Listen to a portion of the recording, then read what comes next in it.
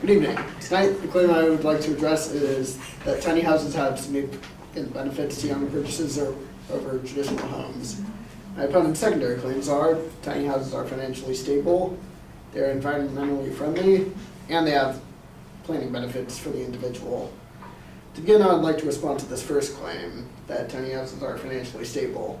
While this may be true, it is not particularly relevant as there are more important issues in purchasing a home, namely location, function, appearance, and size. More on that later. And resale value is another important factor, which tiny houses don't have much of. Next, their secondary claim that tiny houses are environmentally friendly. This may be somewhat true, but the value is rather limited as families will generally use the same resources regardless of what kind of house they live in. If they require the same amount of food, require the same resources, toilet paper, etc. And the technology used in tiny houses that is environmentally friendly. I recall my opponent mentioning composting toilets can be applied in larger homes. There's no exclusivity to these tiny houses.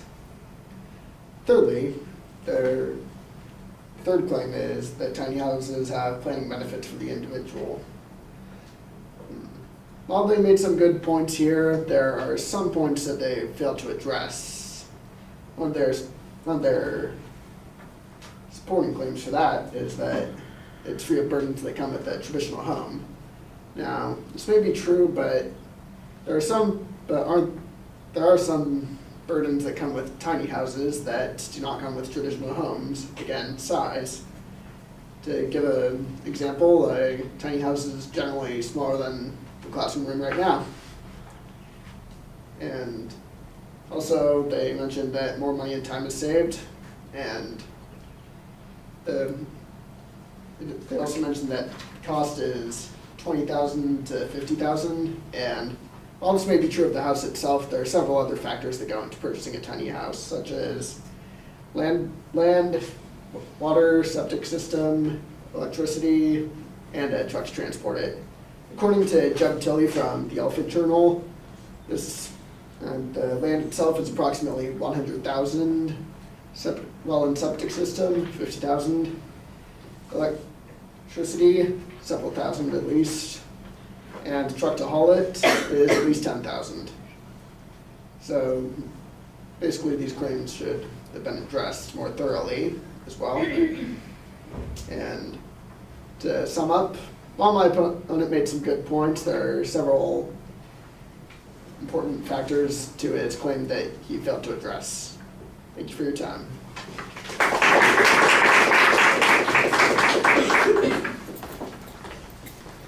Thank you.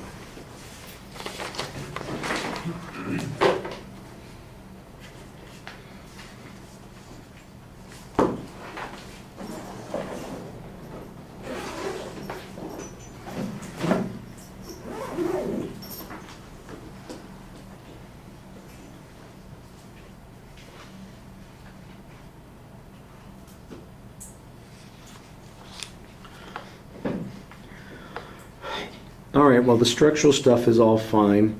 I thought at first that you were previewing, but you'd actually started your argument.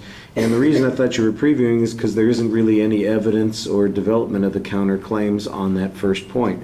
So you talk about that there are other issues, you talk about financial stability, and you say that there are other issues that are related to that.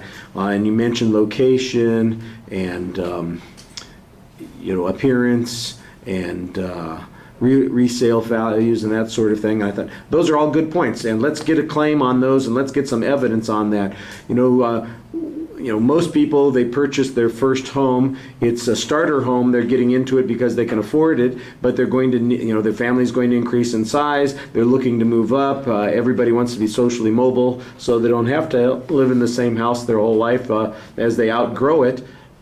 but are you going to be able to sell this? I've always heard, people who get into condominiums, it often turns into a problem because the resale on those is less than they had hoped it would be, and you run into people who have some financial problems with that. Well, how's a tiny house going to be in relationship to that? You need some data on that kind of thing. Resale value really matters. Location really matters. Where are they going to be putting all these tiny houses? The truth of the matter is that the tiny houses, I assume, are designed for urban areas to take advantage of small spaces that are available.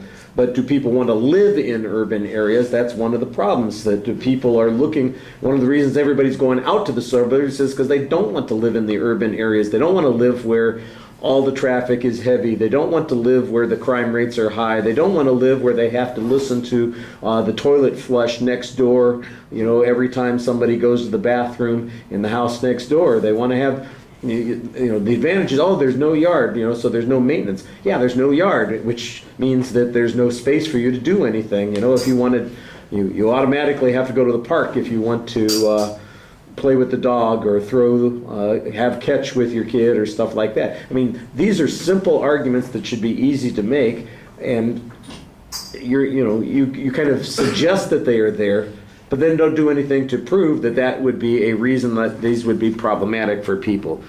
The environmental benefits, I got a series of assertions. I didn't hear any evidence on any of this point. I think you're probably true that people are going to consume the same amount of food, but they aren't consuming the same amount of some resources. Obviously, if they're living in a tiny house, you don't have as much electricity, you don't have as much materials as are used to make the house, your heating costs are lower, that sort of thing.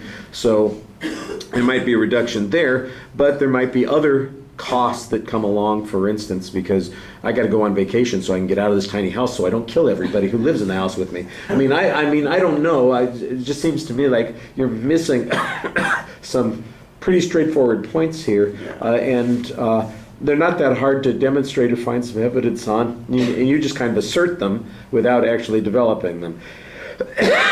Excuse me. And the same thing is true on the third point. The last piece, the one piece of evidence that you cite talks about the costs, and I'm not sure how the costs are figured. The land use, $100,000 for a tiny house, that doesn't sound right. That sounds like it's counterintuitive to what the whole process is about. So I'd have to hear more from that source to understand how they arrived at these particular conclusions. But it certainly does sound like it minimizes whatever the economic advantages are. All right. Well, we didn't get through quite as many as I would.